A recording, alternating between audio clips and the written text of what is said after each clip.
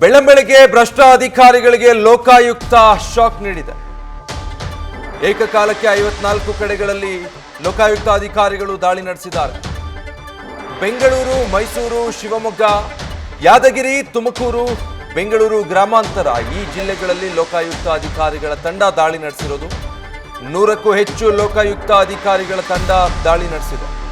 12 ಪ್ರಕರಣಗಳಿಗೆ ಸಂಬಂಧಪಟ್ಟ ಹಾಗೆ ಲೋಕಾಯುಕ್ತ ಟೀಮ್ ಈ ದಾಳಿ ನಡೆಸಿರುವಂಥದ್ದು. ಬೆಳ್ಳಂಬೆಳಗ್ಗೆನೆ ಇವತ್ತು ಭ್ರಷ್ಟ ಅಧಿಕಾರಿಗಳಿಗೆ ಲೋಕಾಯುಕ್ತ ಶಾಕ್ ಕೊಟ್ಟಿದೆ. ಒಂದೇ ಸಮಯದಲ್ಲಿ 54 ಕಡೆಗಳಲ್ಲಿ ಲೋಕಾಯುಕ್ತ ಅಧಿಕಾರಿಗಳ ತಂಡ ದಾಳಿ ನಡೆಸಿದ್ದಾರೆ. ಭ್ರಷ್ಟ ಅಧಿಕಾರಿಗಳಿಗೆ ಬುಸಿ ಮುಟ್ಟಿಸೋ ಸಲುವಾಗಿ ಮಾಹಿತಿ ಕಲೆ ಹಾಕಿದ್ರು, ದೂರುಗಳು ಸಹ ಬಂದಿರುತ್ತೆ. ಅದೆಲ್ಲವನ್ನು ಆಧಾರವಾಗಿಟ್ಕೊಂಡು ಒಟ್ಟು 12 ಪ್ರಕರಣಗಳಿಗೆ ಸಂಬಂಧಪಟ್ಟ ಹಾಗೆ ಇವತ್ತು ಬೆಳ್ಳಂಬೆಳಗ್ಗೆನೆ ಲೋಕಾಯುಕ್ತ ಅಧಿಕಾರಿಗಳ ತಂಡ ಇಷ್ಟು ಕಡೆಗಳಲ್ಲಿ ರೈಡ್ ಮಾಡಿರೋದು. ಏಕಕಾಲಕ್ಕೆ 54 ಕಡೆಗಳಲ್ಲಿ ದಾಳಿ ನಡೆಸಿದ್ದಾರೆ.